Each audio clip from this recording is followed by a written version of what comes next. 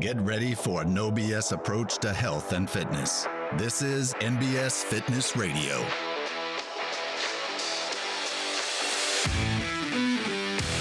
Welcome back to MBS Fitness Radio. I'm here with my good buddy, Steven. Steven has been at MBS for how long now? A year and a half, almost two. Very cool. Yes. And Steven trains at the 12 o'clock class a lot of times with me, and then also sometimes comes into the afternoon class. So I've gotten to personally see Steven's incredible results over the years. Steven, like how much weight, fat, like what's been, I think the biggest thing I've seen in you is like a total body composition change. Like what's it been since you've been here?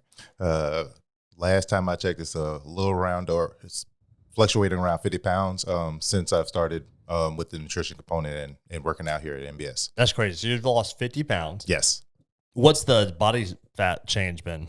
Oh, I started out at approximately like 36, 37% body fat. Now I'm at fluctuating around 16%. That's awesome, dude. Yes. So you've lost almost 20% body fat. So 50 pounds of total weight, about 20 pounds of body fat. Yes. I saw a picture you posted the other day, like abs were popping out. I was like, damn, that is crazy. It's like, you look like a totally new person, man. It's incredible. That is the first time I've ever posted a picture shirtless ever. So that was a milestone for me. That's awesome, bud. All right. So I want to kind of talk about your entire story. Starting kind of at the beginning, was fitness a part of your life growing up? And if, what was that like kind of growing up as a kid with regards to fitness and health? I have always been a big guy, heaviest at 315 pounds, Okay. and athletic. I played football in the streets, but as far as, athletically inclined, never really so. Okay. So never played any sports in high school. Well, you said, did you play football, but you're playing it like I played it for a short duration Okay. of time, but then money was more of a priority, so I started working. Okay, gotcha. Okay. And were you doing any activity, like any exercising during, like in middle school, high school, any of that kind of stuff? We did have a guy in our neighborhood who had a set of weights, and we made it a priority to go daily, but I never got into a full-fledged regimen. Okay, so you would like occasionally go over there, lift weights with the guy. Yes. But that was it. Yeah, that was it. Yeah. Okay. When did like the bug get you, or like when was the first time you're like, I want to start taking this seriously and start exercising? Well, growing up as a big boy, it's inherent that you kind of want to fit the societal norms of what beauty is. So I've always wanted to lose weight, but Okay. I've never had anybody to give me any insight. I didn't necessarily know what to do. And I think it started in my adult life, just being fed up with, being Big Steve. Yeah. So ultimately started, trying to clean eat and all that good stuff, and made a valiant attempt once before, saw a nutritionist and started boxing, and I lost like 50 pounds in 5 months, which Nice. is obscene. Yeah. But then, of course, I packed it right back on and did a lot of moving around, and fitness wasn't as much of a priority for me. Like moving from city to city, or Yes, Yeah. Bouncing from Fort Lauderdale to Jacksonville to Atlanta, now to Memphis. Just never had a consistency with any particular gym or any fitness peers. Yeah. And didn't really do as much as I'm doing now, as far as following fitness enthusiasts, taking everything that the folks at MBS tell me as gold, and have been running with it ever since. That's awesome. Okay. So your heaviest, you got up to 315 was my heaviest. When was that? Oh man, I would say college. 2000. Well, I graduated in 2008, so 2003. Freshman 15. Okay. Well, it was a freshman 30 for me. But Gotcha. The heaviest was in college and living a sedentary lifestyle, all that good stuff. Gotcha. And when did you start doing your boxing and your first kind of round of nutrition stuff? I started boxing when I started at Fort Lauderdale Airport, so that's probably like 2004 or 5-ish, or I might be mistaken altogether. No. Was it in college? No. Let's walk that back. That's after college. So 2012, 2013. Okay, gotcha. Yeah. Okay, gotcha. Yeah. But as far as, So you're like your mid-20s at that point? Yes. Yeah. yeah, but that was the first stint. But then I got a job in Jacksonville, so I abruptly stopped. But I was working out in Jacksonville as well. But then I got to Atlanta, got all that Southern hospitality, all the good eats, and just lost focus of the goal. So yeah, I fell all the way off, and then I moved to Memphis. and wanted to get back into the regimen. Started at UFC gym in Germantown, Yeah. and I was starting to see results. But then, of course, unfortunately, COVID broke out, and coworker at I was looking for a gym. Coworker said that he worked out here with you. He was familiar, Dalton, and ultimately, I came here, met Keiki, and she gave me a grand tour of the facility, and I was sold at Jump Street. That's awesome, bud. Yes. So okay. So COVID was kind of triggered you to come over here because UFC closed, I think. Yes. Right? Yeah. Yes. So kind of talk me through the journey since you've been here. What have been some of the kind of most helpful actions that you've taken to see the results you've seen? Well, first was just coming and getting into a routine. I was thrilled to come 2 days a week, and then that's subpar. So eventually made it to 3 days a week. I came in with the wrong mindset. I came in with that strongman mentality, like whatever they're doing, I can do it. And I will tell you, Angie hold me really quickly. And bottom line, as far as working out, I was very fatigued. I was smoking cigarettes at the time, so I had to cut that out. Yeah. Did you cut it full, just cold turkey, or cold turkey for the most part? I will say every so often, if I'm out at some venue, if somebody happens to have one, I might bum one. But overall, as far as I need my wind to be able to complete these workouts. So I have cut that out. I was probably smoking a pack every 2 or 3 days. Or something. But I did cut that out altogether. Then eventually, started here in May of 2020. I started with the nutrition component in August. Okay. And the nutrition definitely got me focused because, one, I'm like 70% of your weight loss journey is going to happen in the kitchen as opposed to, just brute force and sheer willpower. Yeah. It takes a long time to burn 500 calories. It takes no time at all to eat 500 calories. So. You can't outwork a bad diet. So Allison was very patient with me. But in discussions, another thing I had to cut out was consuming alcohol on a regular basis. I wouldn't say I was an alcoholic, but I'm a single man and I don't do much outside of work. So, and I also felt because I was working out, I could afford the extra calories in alcohol. And I tried all kinds of ways to incorporate cheats into my daily regimen. I'm like, and eventually I just had to, nip all that in the bud because in the end, I'm putting forth all this effort in the gym and I'm seeing muscles starting to protrude through the jelly. Yeah. But ultimately, if I wanted to, I came in with the one to get dead sexy. That was the objective. Get dead sexy. That's a great goal. And I hate to put forth effort and not get the maximum bang for my buck with what I'm doing. So I cut out the alcohol. I've actually adopted the whole living for the cheat day mentality, and I've gotten very good at meal prepping on a regular basis. I'm cooking at least twice a week, and every time I cook, I get about 4 days worth of food. But yeah, just cutting out all the extras. I had to stop trying to incorporate cheats into my daily regimen. How's that? Like, how have you shifted your mind from? Let's talk specifically about alcohol. Like, how did you shift your mind from like, I need to have this drink, or I deserve this drink, or I've earned this drink at night, to, this isn't something that's going to help me reach my goals. Like, I'm not going to be completely, it's not going to be eliminated forever, but I'm going to create a structure around it where I can enjoy it and it's healthy while I'm still making progress. Like, how'd you shift your mind around that? And what's that kind of been like? Well, let me stress to you that outside of work, this is it. As far as my life, I'm pretty bland as far as my lifestyle. So I started coming more frequently.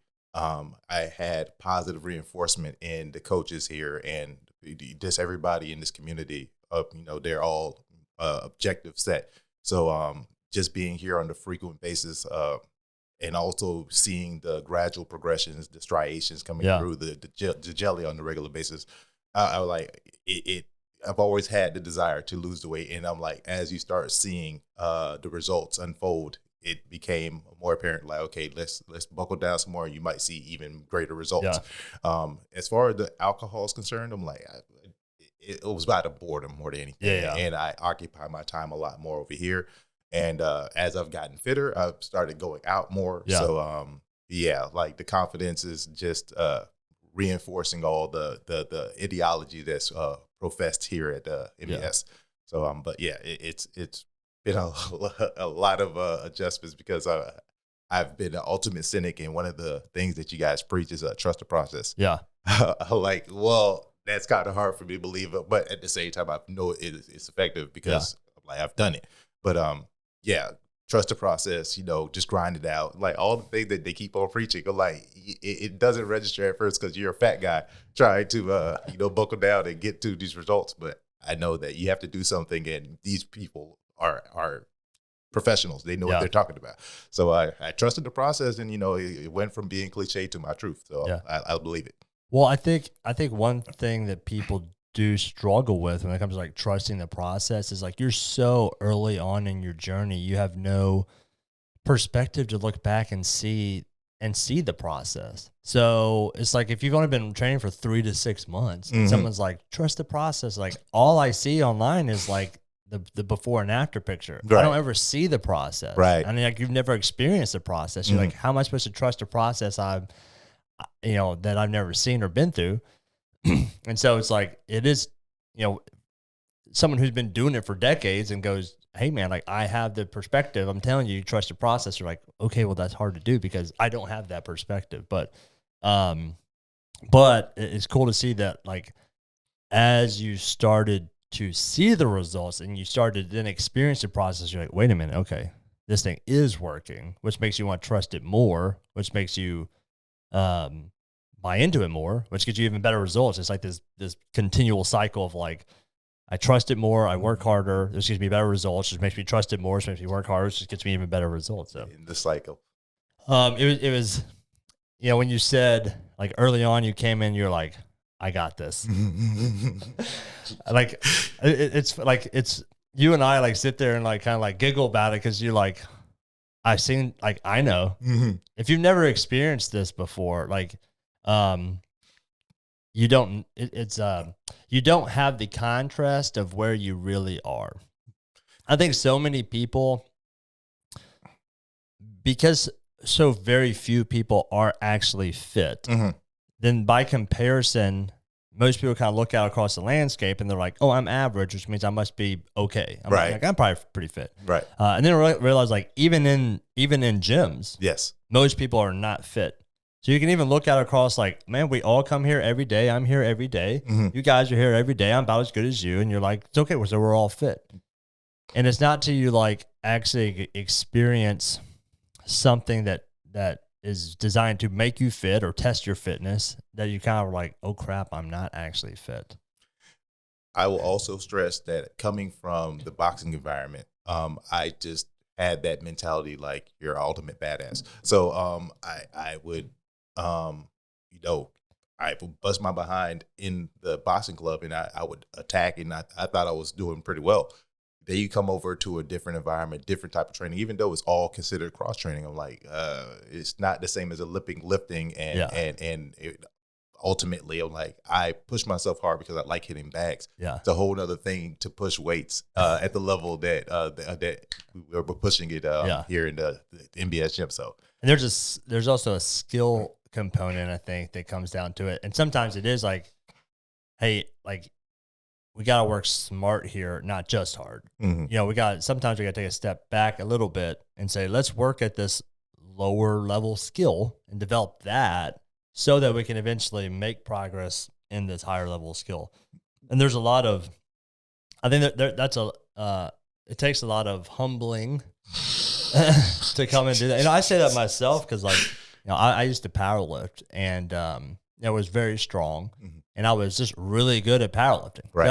I had an ego, and I kind of looked at everything as like y'all are weak. I'm so much stronger than you. But like the first workout I did with the group was like burpees, and I came in last place and had a bunch of 50-year-olds like standing over me going, "Come on, David, you're doing so good." So it was like a humbling experience to be like, "Oh wow, like I'm not as much of a badass as I thought I was."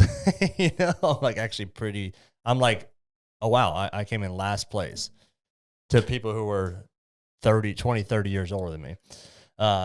And so it was like, it's a humbling experience. You got to kind of like swallow your ego a little bit and be like, okay, let me get a little bit better. I will stress, in class, I'm like, we've got people from all different walks of life and different levels of fitness. And I am impressed at how a lot of the folks that you would think would tap out a lot sooner than you would. Well, they are pushing and grinding. And some of them, a lot of times they're crushing it even harder than I am. So like, hey, I like, don't judge a book by its cover. Well, I think that's one of the beauties of the way we do our training is like, it's accessible to anyone. Yes.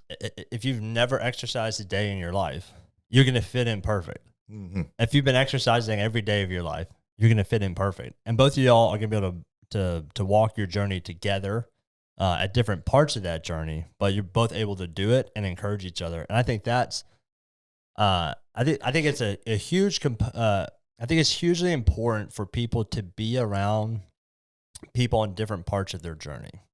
I think it's a real shame when people, and I get it, when people are like nervous or intimidated or scared, like, I don't want to be in an environment where I'm not good at something.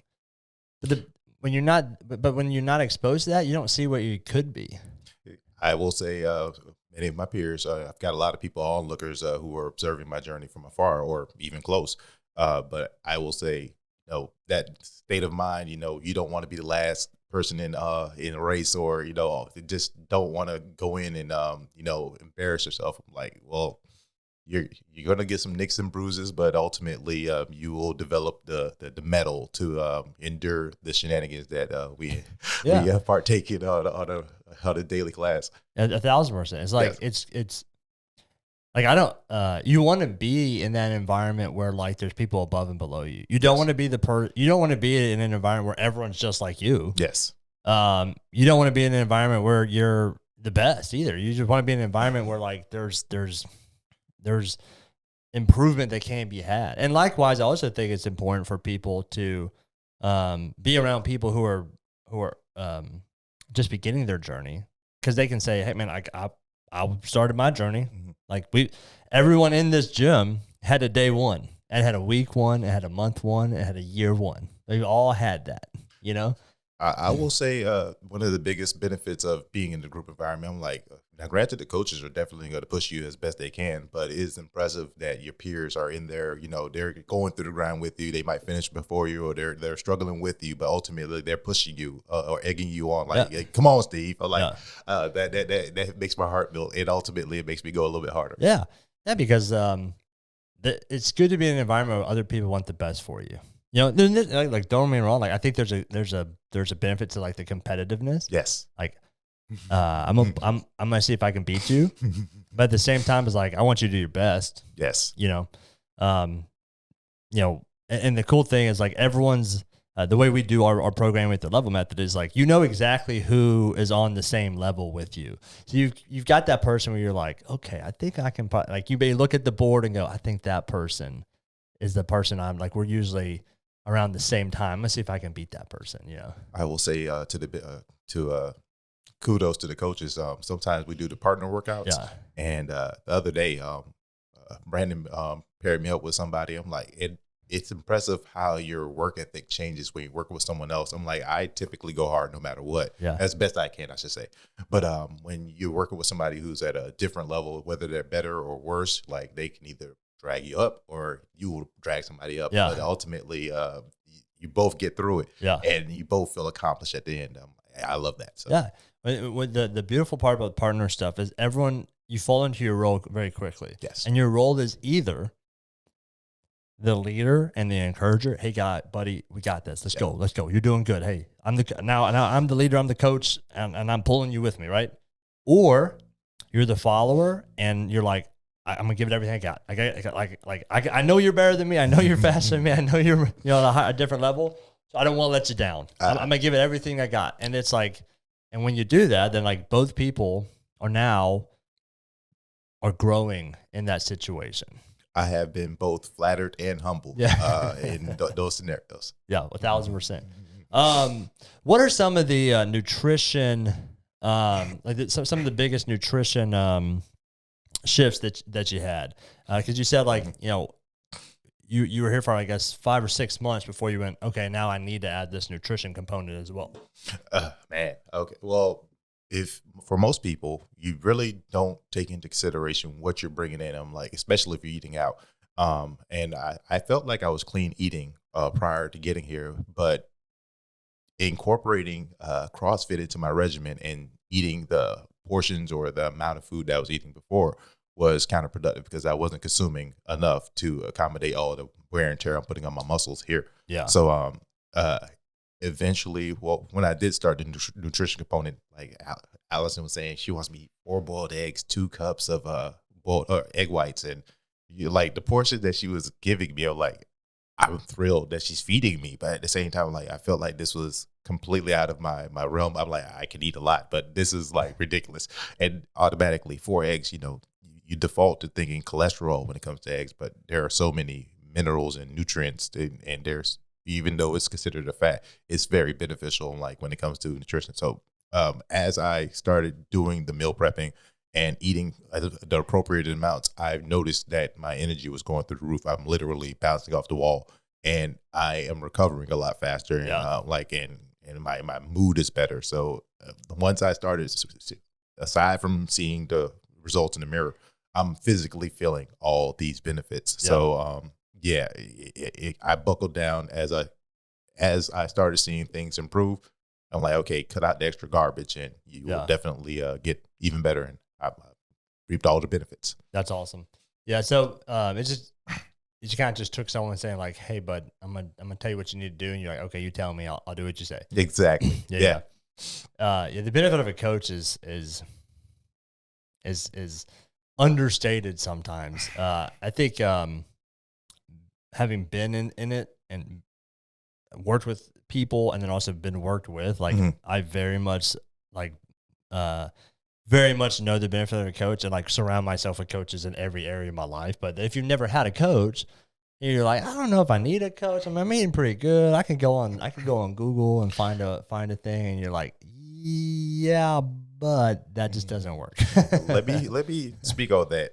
I've tried the LA Fitness. I've tried multiple gyms. I've tried working out on my own, and I guess my issue is I lack the discipline to grind it out as hard as I will when somebody else is watching me. Accountability is everything. I'm like, that is something I would gladly pay for, because I can do an effective workout on my own, and I will never undermine that. But having the peers amongst me, having somebody actually critiquing me and correcting my technique, or telling me to do different placements of positions and all that stuff, that has made everything exponentially better than if I go in the gym and just do things and not really have a plan. I'm like, I know a lot of workouts, but it's not the same as having a coach. And then on top of that, I might know a lot, but they have a arsenal of stuff that is a lot more effective than just doing the bench press or curls. Like, curls are for girls. No, I want full body workouts, so I'm here for that. Well, it's I think it really comes down to like, can you do it? Yes. Is it the most effective thing? No. Anyone could just train. Like, anyone can just train and work out. There's a reason that Olympic athletes have coaches. There's a reason that professional athletes have coaches. Did the LA Lakers need a coach? No, all the players understand the components of the game. Right. They could just get together and play. So why do they have a coach? Why does every team have a coach? Develop the cohesiveness. Because it's the best way to have success. There's a reason CEOs have coaches. There's a reason that the coaching exists, and kind of what you said earlier was my encouragement to people is like, you can't screw this up. No. The reason being is because you said you have more energy, right? Yes. You said you feel better. I do. You said you have more confidence. Affirmative. And you would you trade that, the way you currently feel about yourself and the current way that you're going through life? Like, would you trade that for the old stuff?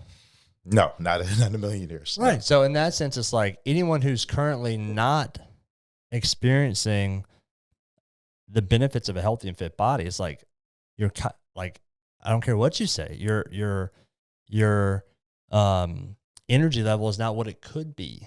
Your happiness is not what it could be. Your confidence is not what it could be. And there's something that's holding you back. And you need to get through that. And it's probably going to take a coach to make that happen. So it's silly to sit there and say, well, maybe I could do it this way. It's like, maybe you could, but you can't afford to fail on this. So let's stop worrying about that. Maybe you could. And let's do let's invest in a thing that we know works, right? Like maybe that would work, but this for sure would work. And since you can't afford to fail, do the thing that's a guaranteed, Unless you are actually a full-fledged fitness enthusiast and have everything in your arsenal, I definitely recommend a coach. But I mean, I would say I am that. I've been doing it for almost 25 years now. Mm-hmm. But I don't want to coach myself. Because guess what? There's days where I don't feel like doing it. Many days. So I'm never going to push myself as hard.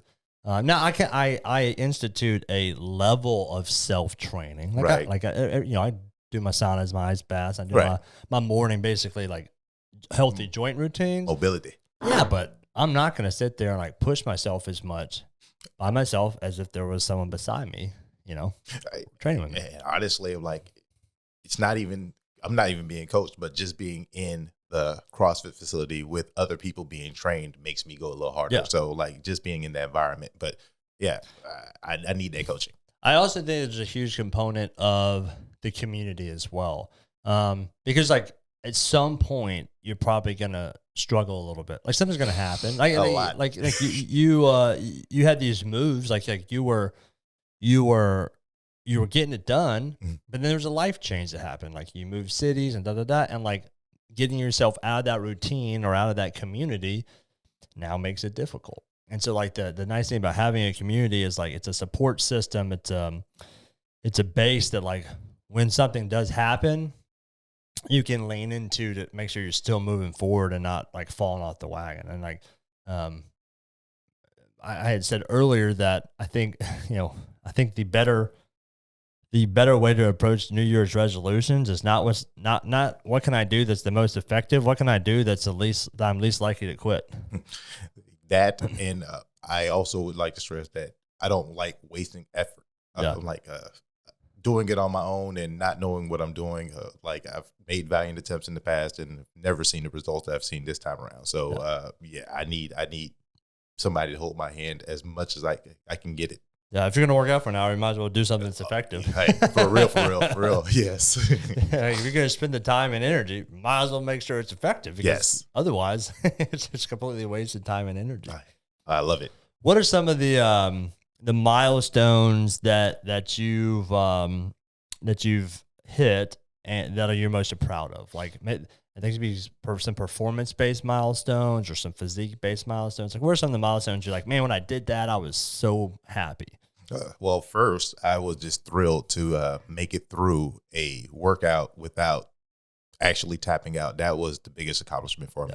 But now I'm doing a lot more of the CrossFit, athletic gymnastic stuff. Accomplishing a double under was impressive for me. Let me talk about that real quick. It's you come in early every day and you practice it. Yes. Every day, Steven's here an hour, 30 minutes early, and you're like, "What's up, Steven?" He's in there practicing his double unders. The double unders, I'm still trying to become consistent with that, but I will say the toes to bar has definitely been a pinnacle for me. I watch people doing it, I'm never going to be able to do that. And now that I've accomplished double unders and toes to bars, I'm still very scared of being inverted, but I would love to do a handstand at some point without the wall. What's the other thing?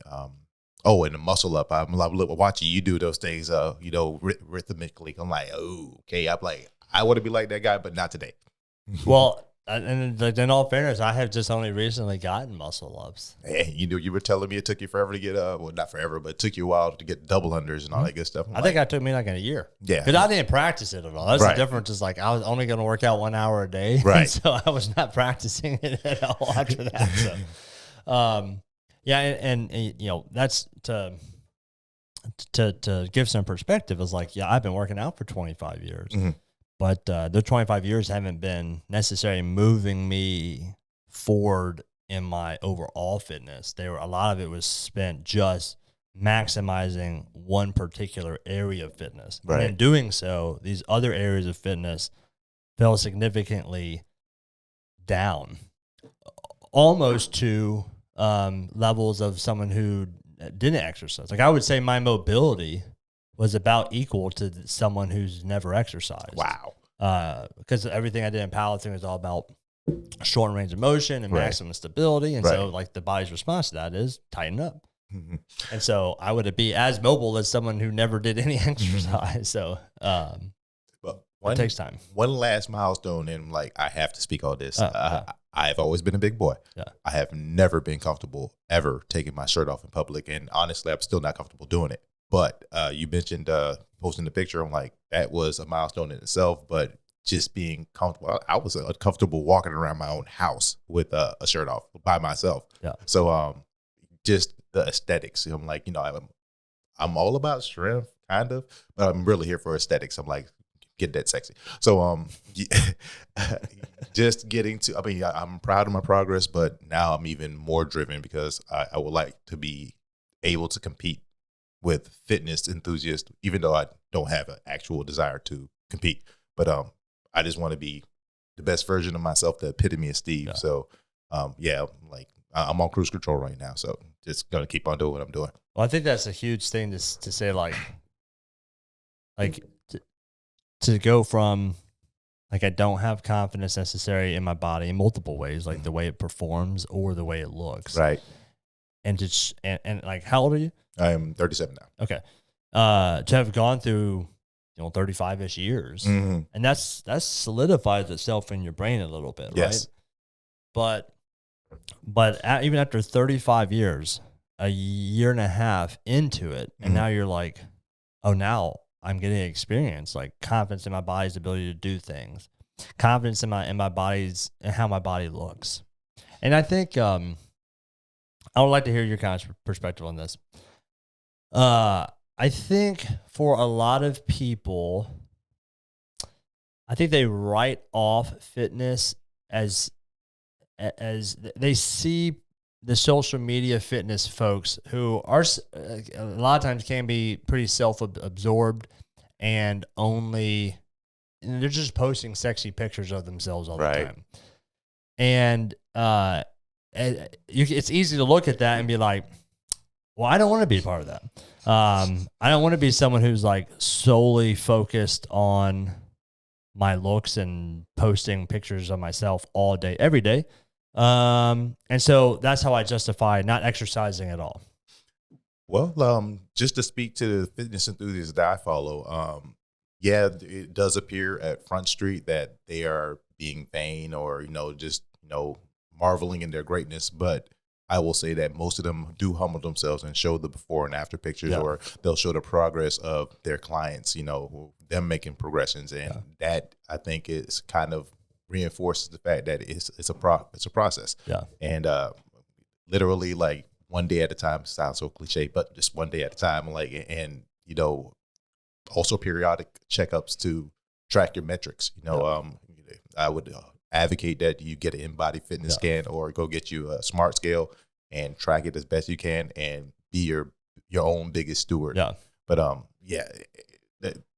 I follow them because in the end, some of them are ladies and I'm like, okay, these are women I would like to chase, or some of these are guys. And I'm like, this is where I'm getting the idea of what I'm aspiring for in fitness. Or aesthetically. So I'm like, okay. And I'm looking at the workouts and like, I'm comparing them to the stuff that we do here at MBS and like, can I incorporate it into my mini workouts? Or ultimately it's keeping me motivated because I'm like, I have my peers, but it's another thing to, be able to select who you want to follow. Yeah. Well, I think you said like you're using it as motivation. Yes. What I think I was just saying, like, I think there's some people justify not taking action by kind of like that's how they view it. Right. But I would say even if you're not necessarily super driven by aesthetics, Right. aesthetics and the way you look is tied to how you perform and your function. I can agree. I agree. And so it's not necessarily that. Now, look, there's a way of training purely for aesthetics and having improper function. But if you train for proper function, the aesthetics will usually follow. Okay, I say that it's predominantly. I'm still going to argue that I'm here for aesthetics, but I have developed a bit of competitiveness, and I'm like, okay, I actually want to be able to do the things, my hinge motions and kipping and all that good stuff, and it drives me to be a lot more functional than aesthetics based. Yeah, but I'm definitely here for looks. Well, and then I my own personal way I view it is just like I want to function well and look like I function well. So it's like I like that better. You know what I mean? It's like, and I don't think wanting to look a certain way is a bad goal. I mean, if that's what motivates you to do stuff, cool. Right. I'm just saying for those people who then who use that as an excuse to not do anything. What I'm saying is, well, you can use the goal of function, and we can use metrics like an in-body scan. And what you might find is that as you're training for better function, and we're using these metrics that do tell us a level of function in your body. Your body fat percentage and your muscle mass tells us your function. Yes. As we tend to make improvements on those, guess what's going to happen? You're going to improve aesthetically too, and you might come to the level where you go, "Oh man, now I'm proud of the way I look." Oh, and another thing, well, functionality has definitely been beneficial, but I used to dread coming into the gym because I used to hate being sore, and I didn't like the aches and pains. But now that I'm able to do everything, and I don't view soreness as pain anymore. It's a testament to me having worked out. Now I am conscious of aches and pains and joints and stuff like that. I might lay off a little there, but as far as just being sore, like, okay, that's just a testament. You've grinded it out. You have become comfortable being uncomfortable. Very true. I think that's a great mental shift that comes as well. Definitely. Because there's a lot of times in the workouts, it's very uncomfortable. There's been many times, especially when I first started, where I tapped out, well before I got to the end of the workout. So being able to finish it, being able to do them halfway decent, I'm very humbled and honored to have made it through this far. What's been your shift? Like, have you been able to go from, okay, this sucks, I'm done. I'm done. This sucks. I don't want to do this anymore. To like, I accept that this sucks, but I'm gonna keep going. I have to give credit to Miss Angie Forey again on that. She would get on my case. Now, granted, coming from boxing, we talked a lot of trash. Yeah. And when it got here, I thought that would be I guess commonplace, and people do talk trash, but in general, because I'm so loud and out in the front. She's kind of stressed. Okay, we're not going to say it sucks. We're going to say more positive reinforcement thing. And I don't know if you've noticed that I say it's fantastic a lot during the workout. That is just my cry for help. But at the same time, it is a positive word, and people who hear that, are taking it for what the word means, and I'm either inspiring somebody else, and I'm also changing my own psyche by continuing to say positive things. So yes, I have to give compliments to all the coaches. They definitely have nipped that in the bud once I got here. Yeah. Have you been able to take that? Like, is there any situations outside of the gym where you've taken it where like you might have gone wrapped up and like, oh, this sucks. It's just like, hey, this is what it is. I'm gonna grind it out. I'm gonna get done. This mentality is definitely translated into basically all fronts of my life. But I would say that I was naturally a happy-go-lucky type of guy, but being able to persevere through the pain and agony that I put myself through during a regular workout, I have been able to grind out a lot of other things in my regular life. Just keep going. You'll get through it. Like, it's only an hour, or it's only a certain amount of time. You just got to muscle through it. Yeah. And once you're done, you will have that sense of satisfaction that you've completed what you started. I love it, dude. Mm-hmm. All right, brother. Man, you've had some awesome results. I'm super proud of you. Is there any final tips, tricks, anything you'd like to say to everyone? Definitely seek out a coach. I can appreciate whatever experience you have prior to, but having somebody outside keeping you accountable, get into the nutrition component. You might think that you're eating correctly, but you have to eat with purpose. I've learned to eat for sustenance and live for the cheat day and have whatever I want on the cheat day, but of course do everything by the book throughout the week. But ultimately get into MBS and grind it out. Love it. All right. Thanks for coming on, Steven. Thank you for having me. All right. MBS Fitness Radio out. Thank you for listening to NBS Fitness Radio. If you enjoyed the podcast, be sure to share it with your friends, follow us on social media, and check out our website at www.nbsfitness.net. Hit the subscribe button and tune in next time for more NBS Fitness Radio.